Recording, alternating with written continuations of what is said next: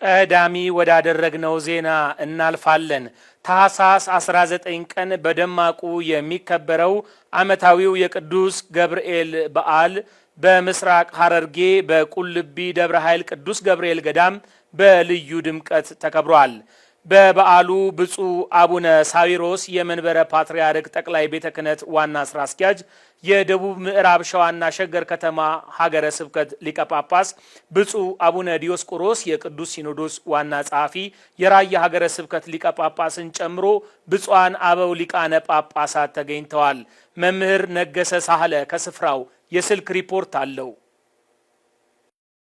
እንኳን ለሊቀ መላእክት ለቅዱስ ገብርኤል ዓመታዊ ክብረ በዓል በሰላም በጤና አደረሳችሁ። እንግዲህ የሊቀ መላእክት የቅዱስ ገብርኤል ዓመታዊ ክብረ በዓል በምስራቅ ሐረርጌ ውስጥ በሚገኘው በቁልቢ ደብረ ኃይል ቅዱስ ገብርኤል ገዳም በታላቅ ድምቀት ተከብረዋል። በዓሉንም ለማክበር ብፁዓን አበው ሊቃነ ጳጳሳት፣ ብፁዕ አቡነ ሳዊሮስ የጠቅላይ ቤተ ክህነት ዋና ስራ አስኪያጅ፣ የደቡብ ምዕራብ ሸዋና የሸገር ከተማ አህጉረ ስብከት ሊቀ ጳጳስ፣ ብፁዕ አቡነ ዲዮስቆሮስ የቅዱስ ሲኖዶስ ዋና ጸሐፊ፣ የራያ ሀገረ ስብከት ሊቀ ጳጳስ፣ በርካታ ብፁዓን አበው ሊቃነ ጳጳሳት ታኅሳስ 17 ነው ወደ ድሬዳዋ ያመሩት። ድሬዳዋም ሲደርሱ በድሬዳዋ ዓለም አቀፍ አየር ማረፊያ ልዩ አቀባበል ተደርጎላቸዋል።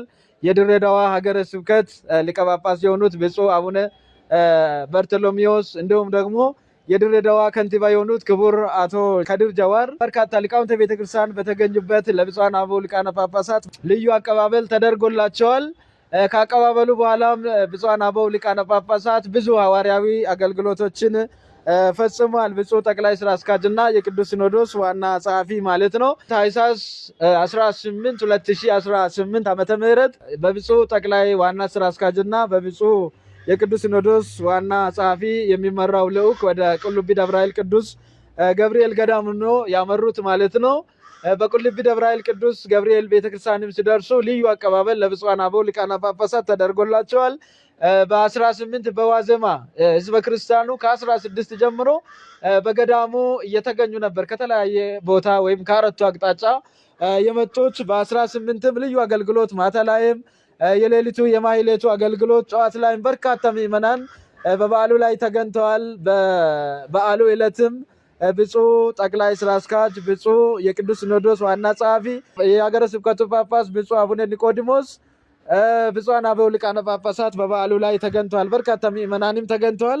የቃል ኪዳኑ ታቦትም ህዝበ ክርስቲያንን በመባረክ ውደት ካደረገ በኋላ የገዳሙ ሊቃውንተ ቤተክርስቲያንና የገዳሙ የሰንበት ትምህርት ቤት ወጣቶች የቅዱስ ያሬድ ዜማን አቅርበዋል።